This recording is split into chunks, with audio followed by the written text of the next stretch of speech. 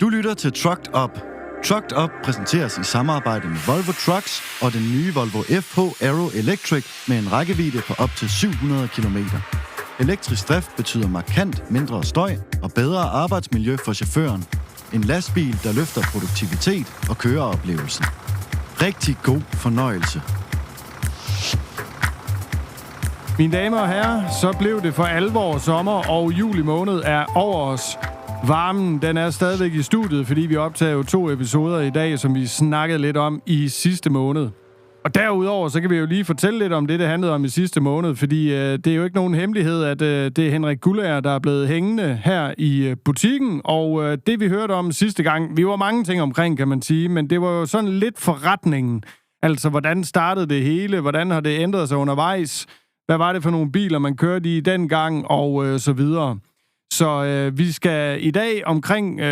Måske lander vi lidt det samme sted, det må vi se, men vi skal i hvert fald tale lidt mere om det, som mange af jer derude I nok kender ham for, og det er jo de her fede biler. Vi skal høre lidt om, hvordan interessen er startet for det, og vi skal lidt omkring, hvad der egentlig har været for nogen, og hvorfor nogen, der måske har haft den største betydning, og hvordan det der med at samarbejde med Volvo, det egentlig har været sådan lidt igennem tiden. Og derudover... så er det jo også blevet til nogle mesterskaber indimellem, og det er i hvert fald mere end en, det kan jeg godt afsløre. Så det skal vi også høre lidt om, og så må vi se. Det kan være, at vi også lige skal forbi Grækenland og Spanien, men det kunne sådan set kun være lækkert. Det håber I er med på derude, men jeg vil egentlig bare sige velkommen til dig, Henrik, og tak fordi du blev hængende. Jamen, tak.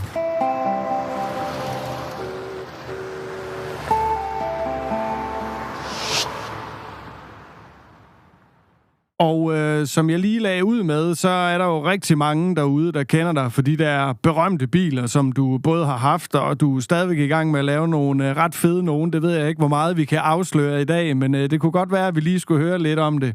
Men hvis jeg nu lige googlede dig, inden vi gik i studiet her i sidste måned faktisk, så står der jo noget med, at du blev internationalt kendt med den kunstmalede Volvo FH Art, som du så har designet, så vidt Google siger i hvert fald, sammen med Ray Hill, som jo er en rimelig kendt fyr for at lave de her fede portrætter på bilerne derude.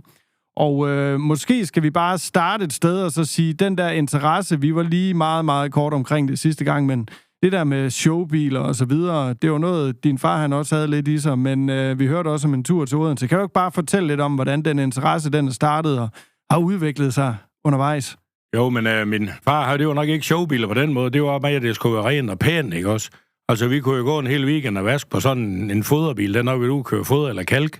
Og det havde så lidt med den der var ikke gammel nok til at køre der, så når de kørte kalk, så var det hele hvidt, men så vasker jeg førerhus og pusser der, den forreste afkapsel, resten, det var krighvidt. Ikke også? Og det så sgu lidt mærkeligt ud, det der. Så det var ligesom det, han lærte mig. Det var, at alt det der at vaske og knofedt og hele, det koster ingenting. Og det har ligesom været DNA'en hele vejen op.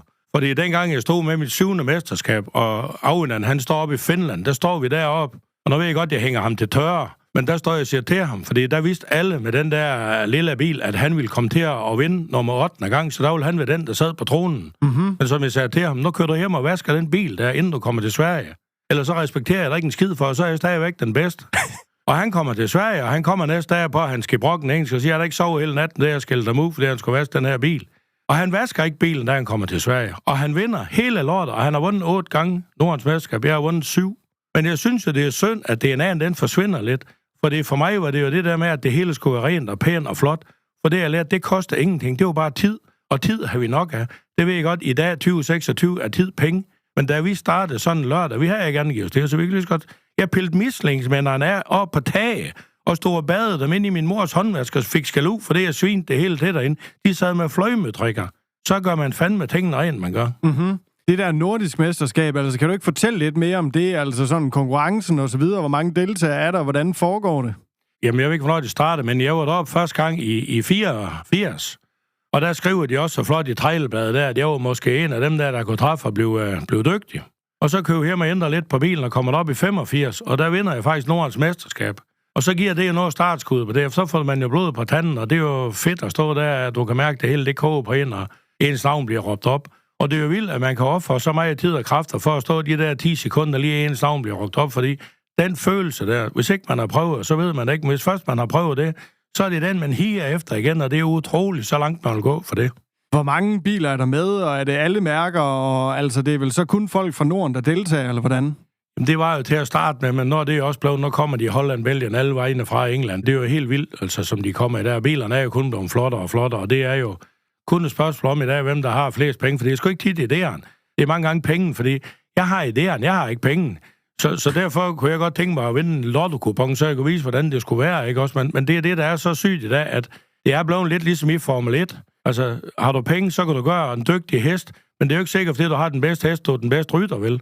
Altså, så det er mega flot biler, og det kan godt ske, at det lyder sådan lidt sølle, men der skal bare mange penge til, hvis du vil op i det gear der i dag, for det er jo blevet helt vanvittigt. Og du får en pokal til 250 kroner, og du bruger 1 million på at male, ikke også? Det står jo slet ikke i mål. Så vi har brugt lige så meget tid på at spille golf, så er jeg fandme været millionær i dag. Altså, nu siger du lige det der med, at det koster 1 million at male. Altså, det kunne måske også være sjovt lige at dykke lidt ned i den der proces fra, at du har en eller anden idé om, du skal lave en eller anden fed bil, og hvad gør man så? Hvor starter man henne? Skal man ud og købe en ny bil, eller er det en af dem, man har holdende, man bygger om, og hvor lang tid tager det, og sådan nogle ting? Jamen, der fik jeg jo godt samarbejde med Ray der og Frank hernede i Bramming her, Moskos Outlakering dernede. Og der er vi jo kommet ned siden 2004, og der lavede han min første bil med en indianer på, og så er det blevet til mange biler sidenhen. Der lavede vi et kæmpe stort Volvo-projekt i 2007. Det var dengang, det hele det buller lige inden krisen der. Mm-hmm. Der var penge nok derude. Der var penge nok, og det hele, og vi fløj rundt på. Det var ingen ende med, vi kunne det hele. Og der skulle vi lave 2 biler for Volvo, hvor at folk de skulle sende forslag ind. Og det var Danmark, og det var Norge, Sverige og Finland. Så skulle jeg jo være den professionelle, og så gik alle de forslag og bygge 2 biler ud for de forslag, der nu var. Okay. Og det tager et helt år, det her projekt, fordi vi starter i 7, og bilerne bliver vist i 8, og så bliver de solgt på en auktion op til Elmia der. Så det er jo et kæmpe proces, og de her, journalister, bliver jo fløjen rundt og kigger, og jeg har blandt andet stået herude i Blåmand, nu står vi i Varde, ikke også? Og der fik jeg skrevet ud, for det stod og tisse i vandet en nat, vi holdt julefrokost, dernede var du, Frank, og kigge på bilen, vi stod og malede der. Så der var de jo alle sammen med her, og journalisten fra Finland stod lige pludselig og sang opera. Så det var jo virkelig en spændende tid, hvor det virkelig var. Og så kommer krisen jo. Ja. Men den får jeg ikke rigtig øje på, den der, for jeg var blevet fartblind. Og så Ray har lavet en motorcykel, der var lavet, ligesom om den så gammel ud. Det ville jeg fandme have på en lastbil, det der. Så siger Ray, det er ingen problem, det er det, vi gør. Så mens alle de bremser, du ved, og trækker i håndbremsen, der har jeg ikke forstået en skid af, der er krise. Så jeg bygger den her bil i krisen, som en af de eneste. Og når I snakker om, hvad biler der var fede, så var det faktisk en mega fed bil. Der er ikke nogen, der har kopieret den her. Det var jo sådan rusten, det rendte ned af den. Den skulle jo lige ind, der stod ude i nørken. Den hed Borneviller, ikke også? Okay. Så det var jo virkelig en fed bil, den her. Så den her var virkelig stor, hvad skal man sige? Det var sådan en af alle, hvad var det? Så da Ray han stod her, så tog han lige en skruetrækker og ridser døren. Så hvad fanden er du lavet, ikke også? Så den skulle jo se gammel ud, og den kom virkelig til, ikke også? Så det er nok noget af det, vi har lavet, og sådan, hvad vi stikker ud. Så efter det skulle vi jo til at lave art. Det var den, du nævnte der. Og der laver Volvo en ny model i 2012. De bliver vist over på lokomotivværkstedet i København, og mig og min kammerat Christian, vi har stået derovre en hel uge for dem pusser og gjort og gør klar. Og da vi er færdige, der alle folk kan klappe, og Volvo er kommet med en ny model, så tager vi den med hjem, bygger den op hele vinteren, og så står den klar til Elmia, hvor den er pakket ned. Man kan se inde på en YouTube-video, hvor der står Volvo Art. Så trækker vi sådan et, ligesom den er pakket ind i et stort tæppe, og så trækker vi den procentning af, at alle folk står og klapper. Der er vi gået lidt over i kunst, fordi der har jeg ikke flere idéer. Og hvad fanden skal vi blive med at finde på? Så synes jeg, at kunst, det kunne være smart, det her. Jeg synes jo, at kunst er skide smart. Så der laver vi virkelig, der flytter vi jo noget dengang, går lidt tilbage til at male igen, og så laver vi ligesom en art igen, hvor det er en munterjan, der ligesom kendetegner den, der står derhjemme nu. Og der kunne jeg jo godt tænke at få lov til at lave en 3. omgang med en art, fordi jeg synes virkelig, at det er noget, der kan noget, det der kunst der, fordi man ved sgu aldrig lige helt, hvad det bliver til. Og så er der jo også Sweet Candy, som mange kender derude. Kan du ikke fortælle lidt om den? Eller der er jo faktisk også, er der 2? Der er mange, ikke også? Vi kom helt op i Sweet Candy 11 og 12, og 13 lavede vi ikke, fordi der var vi overtroet, så den sprang vi over. Og så har vi lavet noget Sweet Candy Power, noget Sweet Candy alt muligt mærkeligt. Men den, vi bygger på nu, som står, som man siger, der skal være klar, det er Sweet Candy 6. Det er den der fra 90 af, hvor vi vinder bedst indvind, bedst trækker, bedst alt muligt, og vi bliver nummer 2 i Nordic Tropic. Så den forventer jeg simpelthen mig af den bil der, det bliver fuldstændig som det var. Så det bliver spændende for den lave. Er der nogle af bilerne, hvor du tænker, den sad sgu ikke lige i skabet, eller det der, det var fandme ekstra fedt? Altså nu fortalte du lige lidt om den, der skulle se gammel ud der. Det er jo også sådan, det er jo noget helt andet, kan man sige. Jo, men det der vi samtidig, når vi laver en bil, selvfølgelig laver vi fejl, ikke også? Fordi der var en gang, der troede man kunne lave noget 100%. Og der blev jeg uenig med alt, hvad der overhovedet kunne komme i nærheden af. Fordi jeg var så hissig og så gal, og det hele, det skulle laves 100%. Og så finder jeg ud af i mit liv, at der findes faktisk ikke noget, der er 100%. Og det, der findes til 100%, det har jeg ikke råd til. Fordi så skal man jo blive ved. Og selvfølgelig findes der noget, der er 100%. Det findes ikke i min verden. Så jeg må nøjes og så sige, det er godt nok, og så lade være med at blive uenig med folk. Så det har jeg nok lært mig lidt på den her rejse, jeg har været igennem. At det kan også være godt nok, selvom jeg godt kan se, at det måske kunne være lidt bedre. Men så måske holde sin kæft, fordi jeg sammenligner mig lidt ligesom racerkører. Jeg er ikke bedre end de mennesker, jeg har bag ved mig. Jeg kan køre det her lort, jeg kan udstilling, og det har jeg bevist, jeg kan hele livet. Men hvis mit team det ikke er god nok, hvis ikke jeg har sat et godt nok team, det er mig selv, der sætter teamet. Og hvis ikke jeg selv sætter det her team godt nok, så er det jo træls. Og der har jeg en rigtig trist historie, for jeg havde Simon Rikkonen til at male for mig, før Ray han kom. Og han fik rystesyge. Og vi var blevet rigtig gode venner. Så da jeg skulle ringe og fortælle ham her, så der holdt ikke. Og der græd jeg, han græd også. Og det er fandme lige før, jeg begynder at græde igen nu, fordi det var så rørende, fordi vi jo kom så tæt på hinanden. Ja. Men jeg kan jo ikke have en mand til at male Nordens flotteste lastbil, når han står og ryster for helvede. Nej. Så du er nødt til at sætte ham af holde. Ja. Og så var Ray jo så kommet ned til Frank, og så får vi noget op og køre der, og så bliver det fedt. Men jeg snakker stadigvæk med den anden, og vi kan finde på at skrive glædelig jul og nytår til hinanden. Så det viser jo også, at man får venskab for livet. Så det der med at sætte holde, det er jo lidt svært. For det er som når vi laver indvendigt. Jeg før lavede en dørside, der var den flotteste dørside i hele verden. Når så du satte den på bilen, så lignede det ingenting.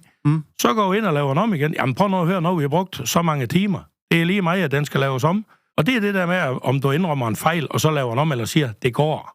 Altså, jeg kan ikke lade være med at tænke på det der med, når man er nordjyde, og jeg tænker sgu da, så må man en gang imellem tænke over, hvor mange penge man bruger, og så videre. Det der med, altså sådan forretningen i det der med at have de der biler, og bruge så mange penge på at lave fede biler, altså kan det give mening, eller hvad får du ud af det et eller andet sted sådan?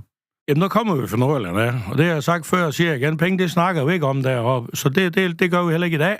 Men der er jeg nok blevet lidt ældre, for det er 61, så de sidder nok ikke så løs mine penge længere, som dengang jeg var 25-30. Der var jeg ligeglad med, om butikken den skulle gå på røven.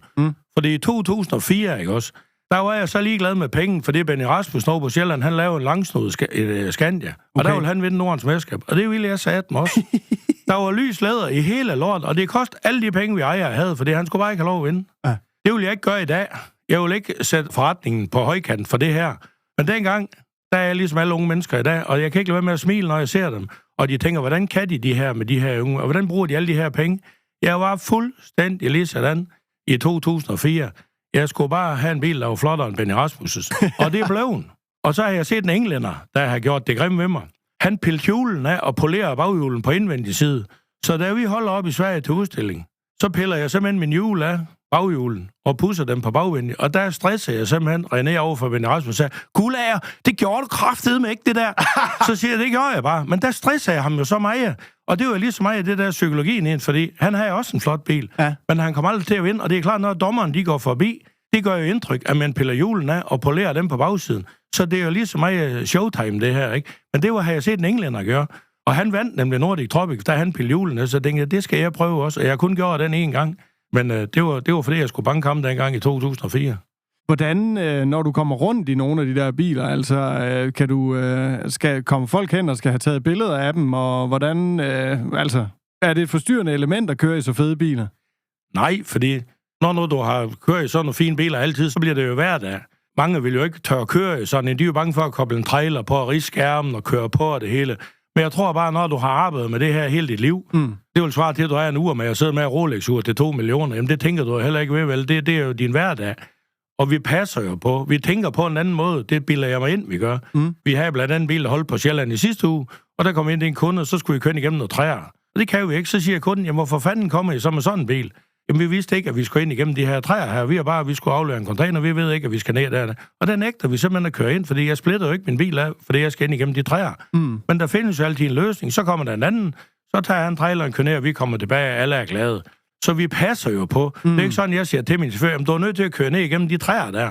Fordi hvis vi skal lige tilbage til Spanien igen, det var så godt nok i Frankrig med svin, hvor vi er 2 mand på, vi skal ned igennem sådan en allé, så kører det rundt med en motorsav.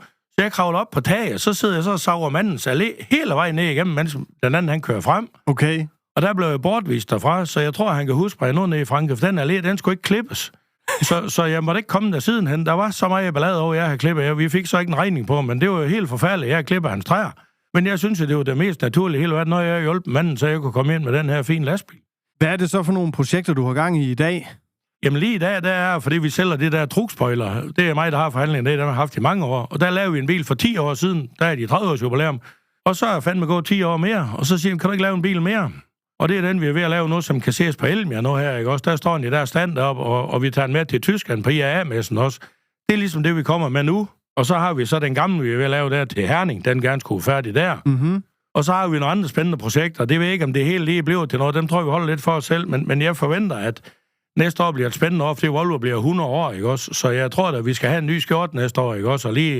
Så jeg tror at vi skal nå i byen og have det fejret, det der. Det bilder jeg mig da ind i hvert fald. Så det er jeg da stolt af, at man kan være med til at fejre Volvos 100 år, ikke også? Når vi har kørt Volvo altid. Fordi efter min far, han købte den Volvo, der vi jo dreng, så har vi aldrig haft andet end Volvo. Så det er jo i 50 år, der er blevet kørt Volvo hjemme også. Jeg synes, at det er flot. Kan du ikke sætte lidt flere ord på den der skal med til Herning, den du har gang i der? Jo, men jeg har et gammelt trailerblad, der ligger her, hvor jeg fylder hele bladet i, hvor der er et rigtig fint billede, hvor jeg står ved siden af med min kone Lone der, Helle der. Hun er ved at kravle, hun er lige 1 år gammel, ikke? Og det, der er lidt sjovt, det er jo at tænke, at når hun er 37, der, det er 36 år siden, jeg havde sådan en bil. Ja. Og jeg synes jo faktisk ikke, at lastbilen ser gammeldags ud til, at det faktisk er en veteran. Så når man kigger sådan en, der er 36 år gammel, så ligner det jo ikke en gammel lastbil, synes jeg ikke. Og når så vi bladrer herovre på side her, så kan man se den der indvendige. Der gik jeg fra Busplus her dengang over til Chesterfield. Og det holder jo fandme den dag i dag, at folk får stadigvæk lave Chesterfield. Så 36 år efter, når de kører op til dem, der nu skal lave ind, så er det stadigvæk Chesterfield. Så den holder stadigvæk. Og jeg tror, at hvis vi laver trucker-podcast igen om 20 år, så får de stadigvæk Chesterfield lavet, fordi det er sådan noget, der aldrig nogensinde går imod. Mm-hmm. Er det sådan, altså når man laver sådan et projekt der, er det både, altså det udvendige og det indvendige, det er lige vigtigt, eller hvad? Jamen, den her er jo lige vigtig. Det synes jeg, når man laver den her. Den var lidt træls, vi startede med at lave motoren på den, for den drøber lidt vand, så det endte med, at vi må lægge en helt ny motor i, ikke også? Så der var kun blokken tilbage, og så var jeg helt forfra igen. Så jeg havde i gang her i weekenden, og der stod jeg lige og gassede lidt der, og der så blev jeg enig med mig selv om, hvorfor er jeg gør det her? Hvorfor bruger jeg alle mine sparepenge på det her nu? Fordi det er jo stukket af med penge og flasker igen. Men da jeg hørte den lyd der ligger nemlig en video, også der i 1990, hvor jeg kører sydpå, og jeg er så en halvskalle der ved med hentehår og kører ned af. Jeg har en kammerat, der sidder og filmer mig med VHS, og det kører, ikke? Ui. Og jeg skifter det ind efter, det hyler, det piver, det skriger, vi er på vej til et halvt Malles fisk. Og så kommer alle de der minder. Det er bare forfærdeligt, at man er villig til at gå så langt igen, for at få de der minder. For da jeg sidder med speederen der, så kunne jeg mærke, at der var jo en grund til at bygge den her bil. Det er, jeg glæder mig til at komme ud og køre den tur. Og der kan jeg også godt mærke, at det er sgu ikke, fordi jeg skulle vise den. Nej, nu kan jeg selv køre en tur, eller sætte mig ud i garagen og kigge på den. Så nu er det ikke så vigtigt længere at komme ud og være Mr. Flottenheimer. Nu er det mere vigtigt at få den køretur med sin kone og købe ud, få en is, og kan køre hjem igen af sine børnebørn, og så sige, den havde vi dengang, at man var ung. Altså, det glæder jeg mig vildt til at få sådan en til at stå i garagen. Men er planen med den, at den skal bruges i firmaet? Altså, den skal bruges som et arbejdsredskab også, eller er det en showbil, vi er ude i? Jamen, den kommer aldrig nogensinde til at blive brugt til en skid. Nej. Fordi det, jeg er træt af i dag, det er, at jeg laver så fine biler. Og for at få dem til at komme til en udstilling, så skal du hjem og vaske og gøre det her kæmpe store stykke arbejde. Og de bliver jo brugt. De får stenslag. De får jo slidmærker. Det kan ikke undgås, vel? Mm-hmm. Så jeg glæder mig jo til at have sådan en, der står ligesom nogen, de har en Harley Davidson eller en amerikanerbil. Det er også mange vognmænd, der har. Men der er sat også mange, der er begyndt at få gamle biler. Og der glæder jeg mig til, at jeg ikke skal ud og gøre. Og hvis det pisse regner, så kan jeg sgu lade den stå, ikke også? Altså. Så jeg glæder mig virkelig til at have den her, jeg får lov at passe på. For alle de fine biler, jeg har lavet, de er jo gået i stykker, fordi de er blevet brugt. Mm. Og det er jo det, jeg synes, der er så synd, for vi skulle have bygget en kæmpe hal, sat dem derind i, og så har det været den flotte sidste udstilling i hele Konger i Danmark. Men det havde vi ikke midlerne til. Men det skulle vi have gjort, fordi bilerne var fine nok til at stå. Altså, de var jo så flot, at de kunne have stået. Og om 20 år, så ville folk jo, når de igen kigge i de biler, hold da kæft, når biler, der blev lavet dengang. Men de er jo simpelthen gået til, og det er det, der er så træls, at de går til, fordi at de skal betales, de bliver brugt i en vognmandsforretning. Mm. Det er nok det, der piner mig mest i dag, det er, at de går i stykker. Det vil jeg så også sige fra den anden side, så er det jo måske også det, altså der kan være lidt det fede i den her historie. Det er jo det der med, at når de bliver brugt, så kommer de også ud og bliver set. Altså, og det giver jo også, nu ser jeg bare her og fru Jensen, der drøner rundt i deres Toyota Aygo derude. Altså det der, når de ser, at nu kommer der eddermame med en fed lastbil kørende derude, det gør der også et eller andet for branchen. Jo, men vi laver også stadigvæk fede biler. Det er jo ikke, fordi vi ikke laver de andre. Det stopper vi sandelig ikke med. Men jeg glæder mig til at have perlen hjemme i garagen, sådan jeg lige har en, der lige er lige, du ved, sådan til mig selv. Og så kan vi godt lave de andre og køre rundt.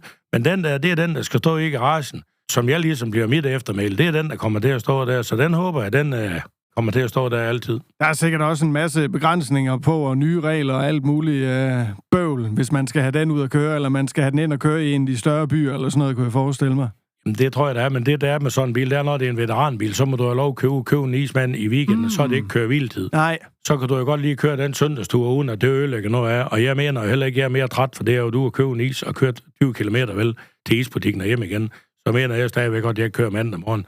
Så på den måde, at det er der veteranbilerne, de er gode, det er, at du kan bruge dem som en isbil. Og det er altså transportmessen 2020. Du regner med, at du kan hive tørklædet af. Vi skulle godt nok gerne være færdige der, og det er jo det, der er så godt, det er, at vi har en bagkant, for hvis ikke vi har det, så bliver vi aldrig færdige. Så vi er også nødt til at have sådan en deadline, derfor folk de forstår, at vi skal altså, det er jo færdige venner, ikke? Ja. Så derfor tror jeg, det er vigtigt, at man har de der punkter hele tiden for at blive færdig, ellers så bliver man aldrig færdig. Og er det der hold, som du talte om tidligere, er det dem, der er med til at lave den her også? Jamen, jeg har sat kålholdet igen, det er det helt skarpe hold den her gang også. Og det er også det dyre hold, vi er i gang i, men jeg håber så også, de leverer varen, ikke også? Så man ikke vi får til at du. Fedt.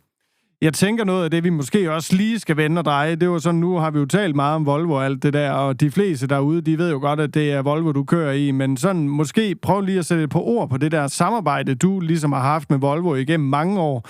Altså noget af det, som jeg kan huske, du fortalte om, da vi mødte derude på transportmessen for et år siden, det var jo den her gearkasse, iShift-gearkassen, hvor du har været med indover, men måske også mere bare sådan generelt det der med at gifte sig lidt med et mærke. Altså, hvad har det egentlig givet dig?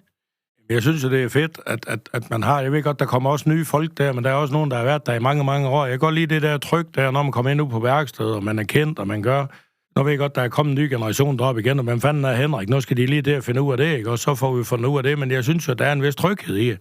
Og har vi problemer, så løser vi jo det. Så sætter man sig ned og finder, for der har der også været noget hen igennem tiden. Men det har jo aldrig været noget problem, vi ikke kunne løse. Jeg skulle aldrig nogensinde købe en anden bil i galskab, bare fordi vi ikke kunne finde ud af, vel? Så det er det, jeg synes, at der har været godt, det samarbejde.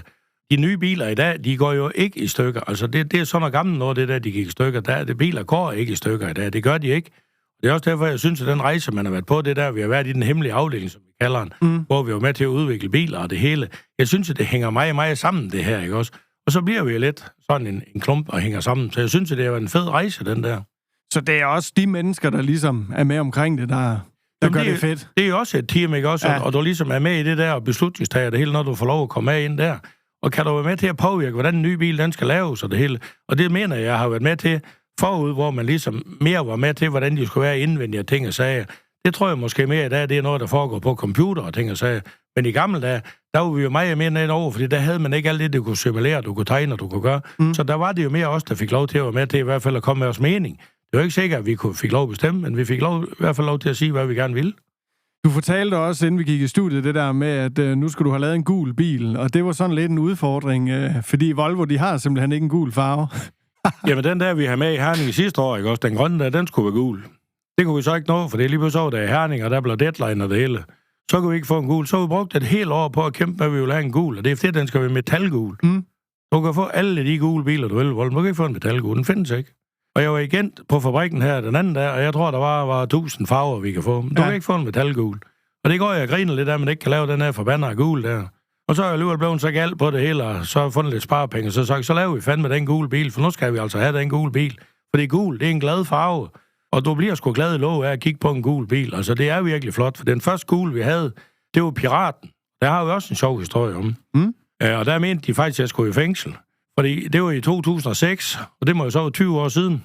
Og der skulle de lave Walt Disney, og så Volvo, de har lavet et samarbejde med det der Ocean Race. Okay. Så alle de der både der, de har Ocean Race på, og der var Walt Disney på med Pirates of Caribbean. Ja. Og der skulle det hele laves sådan, at der skulle laves en lastbil med det her. Og vi havde lavet tegningerne, alt var det hele. Men Volvo og Walt Disney, det ville de så lige pludselig ikke. Det ender i ingenting, det her. Okay. Og der er vi jo i gang med at male bilen, for helvede. Nej. Og så siger Volvo, det her, det bliver ikke til noget. Jamen for helvede, vi er jo i gang. Ja. Jamen, de har ikke nogen aktie i det her. Nej, men det må jeg gøre selv. Så ringer jeg så til Werner Brothers, eller hvad de hedder, over i København. Ja. Og så fik jeg besked på, at hvis jeg malte nogle pirater på den der bil, så skulle de satan hjem og komme efter med nogle advokater. Så tænkte jeg, at der er en hollænder, der kører rundt med, og en englænder, og en belgier. Så er vi 3 mand. Og så mig, så var vi 4. Det var nok til at spille kort, hvis det var, vi skulle spille alle sammen. Så tænkte jeg, nu laver jeg den her, og så må vi jo se, om de kommer. Og jeg hørte aldrig nogensinde fra, eller nogen ting. Okay. Men jeg svedte alligevel lige lidt en måneds tid efter, der var malet, og den kommer de, eller hvad gør de? Men som maleren havde lige sagt, det er altid bare maling, så vi kan bare male den om. Så vi tog en chance, og vi vandt, og vi lavede en af de fede biler, der har været. Folk, de elsker den gule bil dengang. Pajus og Grib, det var en fantastisk bil. Men den historie og vejen derhen til igen, den blev også lige lidt krøllere der, for det, at lige pludselig så måtte vi ikke male det her. Og det er jo det der med rettigheder. Vi har jo ikke lov til at male Johnny Depp på siden af bilen. Nej. Okay, altså, det er da en vild historie. Men altså, det siger jo også bare noget om, at det der med at forlade de der fede biler, det er altså noget, det er ikke nødvendigvis noget, man bare lige gør. Altså, der kan ske ting og sager undervejs. Der kan godt ske ting og sager undervejs, ja. Jeg tænker, Henrik, tiden den går altså godt her i godt selskab. Vi er nødt til lige at have en enkelt røverhistorie her til sidst, fordi nu har det handlet rigtig meget om bilerne og så videre nu her. Og jeg ved ikke, hvorfor en vi skal tage. Det er næsten op til dig. Altså, jeg tænker noget sydpå. Jamen, det var fordi, at jeg er Lone, som jeg er gift med. Jeg sagde altid, at jeg kørte sydpå. Der boede vi egentlig i lejligheden i Aalborg, helt op under taget der. Og så sagde hun jo fuld løgn, og det er jeg nok også. Fordi når jeg mødte de gamle damer, hvor jeg kører sydpå, så siger hun, du kører sgu da ikke sydpå. Det gør jeg kører sgu til Aarhus. Det der sydpå, det ligger der i hvert fald sydere end Aalborg. Nå, det havde vi noget med. Sådan der ikke var noget at lave. Jeg sad hjemme, vi havde sådan en grøn telefon. Vi havde et telefon 10, 18, 25 ikke, og fik jeg huske det så mange år efter. Og det var der i 84. Så siger jeg så, jamen, jeg ringer til Rebstorff. Jeg vidste, de kørte Grækenland. Så jeg ringer dernede, om jeg kunne få at læse til Grækenland. Det kunne jeg godt. Jeg kunne læse i morgen. Jeg ringer lige tilbage. Den vendte jeg alligevel lige med min far, men han var der sådan set pisse ligeglad. Jeg går køre hen, hvor jeg vil. Så jeg ringer ned og bestilte det, læste. Så da Lone kommer hjem, og jeg var ved at pakke tøj, så siger hun, hvad fanden er du ved? Jeg er ved at pakke tøj. Hvor står jeg til Grækenland? Men du siger, jeg ikke køre sydpå, så nu skal jeg sige, at det her med køre sydpå. Så det var den aller første tur dengang, og det var jo mens det stadigvæk hed Østtyskland og alt muligt mærkeligt, ikke også? Så det var jo før tæppe, så jeg har jo prøvet det der. Ja. Der fik man 37.500 for at køre sådan en tur. Og vi har jo snakket om før, jeg skrev alting op, så alt det var skrevet ned på et stykke papir, så da jeg kom hjem, så stod minus. Så det var den eneste tur, jeg kørte, så jeg kørte kun den ene Østerhof, der var ikke penge i lortet. Men det var en spændende rejse, og det ville ikke have været foruden. Det er altså en fed historie, og dem er der jo bare mange flere af. Jeg tænker, det kan være, at du skal til Mallorca på et andet tidspunkt og komme forbi Varde eller et eller andet. Så må vi lige prøve at se, om vi kan stoppe dig på vejen der, fordi det har virkelig været spændende at høre om, Henrik. Vi skal nå en ting, inden vi runder af i dag, og det er jo fordi, at vi har konkurrencen kørende med jer derude, som sender billeder ind til os hver måned, og det er vi mega glade for. Og jeg kan afsløre, at ham, der har vundet Truckspottet i den her måned, det er Jes Larsen. Og jeg tænker egentlig bare, at vi skal lige prøve at høre, hvad han sagde om den bil, han har sendt ind. Og jeg skulle have hul igennem til Jes nu. Kan du høre mig? Det kan jeg nemlig. Det er perfekt. Først og fremmest så tak for det flotte billede af Stig Mogensens bil der. Det sidder sgu lige i skabet. Men jeg tænker, inden vi lige snakker for meget om det, vil du så ikke bare lige fortælle lidt om, hvem du er og hvad du laver til hverdag? Jo, jamen, som sagt, mit navn, det er jo så Jes. Jeg er viceværtsfunktionær til hverdag, hvor jeg passer det grønne. Det vil sige, at jeg går udenfor året rundt. Og så som fritid, der er jeg lastbilspotter, det har jeg snart været i. Jeg har været i 10 år nu, hvor jeg kører rundt og spotter lastbiler. Det er jo sådan, jeg har jo ikke kørekort. Jeg har en skridt til lastbil. Men jeg har en scooter, jeg kører rundt på her på Fyn. Og så når jeg er med udkøb med nogen, så spotter jeg selvfølgelig på Sjælland og Jylland. Så det er generelt fint, jeg tager billeder. Og nogle flotte billeder, kan jeg se. Hvordan er den interesse egentlig startet? Altså for 10 år siden, der var det der sådan... Var det ikke... Det var der ikke så mange, der gjorde det som i dag? Nej, altså det hele kommer altså faktisk tilbage. Det er faktisk for barnets ben af. Min morfar, han var produkthandler. Altså det var dengang, vi var helt tilbage, hvor det var Volvo N88. Og så begyndte det faktisk med, at jeg kunne lide lastbiler. Og så jeg har en onkel, der kørt lastbiler, og jeg har familie, der har kørt lastbiler, ja, og så blev det bare ved sådan. Og det er noget med, at du har en side på Facebook også, hvor man kan se de billeder, du tager og lægger op? Ja, den har ellers været privat, men det var faktisk blandt Stig, og der anbefalede mig, at jeg skulle gøre den offentlig. Så måske hvad jeg kunne høste på 4 medlemmer, og man kunne dele mine opslag, så i album og sådan noget. Altså Stig, han er jo, han hjælper mig. Altså, det er mig, der bestemmer over sin Facebook-side. Men hvis der er noget, så går Stig ind og blander sig. Det har jeg givet ham lov til. Ja, men han blander sig jo i mange ting, ham Stig der, og det kender vi godt her. Jeg er god til det. Ja, det er han. Jeg er god til det. Ja. Så... Og den bil, du har sendt et billede af der, det er jo en Volvo ude fra Stig. Altså, det er jo i virkeligheden et flot sæt der. Altså, jeg ved ikke, om du kan bare fortælle lidt om det. Måske, hvordan du har taget billedet og sådan noget. Jamen, det er jo vinklen, den står på. Jeg faldt over, jeg synes. Den står rigtig fedt, som den stod der. Det var lidt grønt, og den stod uden. Der er jo træer. Og så stod den helt for sig selv, og var nyvasket. Og så godt ud og klar til en ny uge. Ja, det må man sige. Den er godt nok, den skinner. Ja, det gør den. Og det er fordi, han har en mega god vaskemand, Lukas. Han går om vejler ved det. Det skal være rent, når vi skal til træf. Og det bliver pudset, og det bliver poleret. Det siger, bare går ud, når vi er nogen steder. Ja, og det er noget med, du følges med Stig til træf. Ja. Hvis man nu vil ind og se dine billeder på Facebook, hvad skal man så søge på? Jamen, så hedder den jo JL Truckspotting. Yes. Det er i hvert fald et rigtig flot billede, du har sendt ind, yes. Og jeg kvitterer jo, som du ved, med et krus fra Volvo. Det er det helt store. Jeg tror, der kan være 1,2 liter i den. Så jeg tænker, hvis du har en kopholder på scooteren, der sparker røv, så passer den lige deri. Ellers så må du få fat i en. Det sender jeg afsted til dig, Jes, og så skal du bare have 1000 tak for billedet der, og så lægger vi det ned i kommentarfeltet her, sådan så jer, der lytter med, I også kan få lov til at se det. Men tak for nu, Jes, og tak fordi I måtte ringe til dig. Velbekomme. Og det var jo en flot rød Volvo med Dannebrog på siden. Det var ude fra Stig Mogensen i Ryslinge. En af de gode venner her i huset, og jeg var jo lige forbi at se hans gode ansatte Mathias derudes nye bil. Den kan jeg også finde inde på de sociale medier, hvis I vil ind og se den Minds of 99-bil, han har fået lavet der. Den er med fed.